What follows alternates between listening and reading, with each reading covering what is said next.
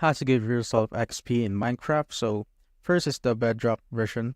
So if you want to do this, just open the chat and commands and just simply type in XP, then just input the XP level. So if I only put numbers, it will give me the amount of XP, but if I put on L at the last one, it will give me the XP level. So it will, of course, give me more levels if I use this.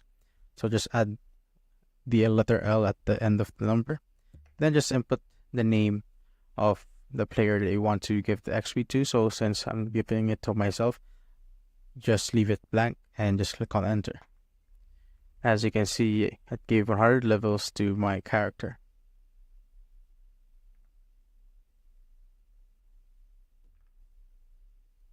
X is for Minecraft Java, so it's basically the same. Just click on T on your keyboard to open up commands and just type in /XP, then add, and input the name of the player you want to add.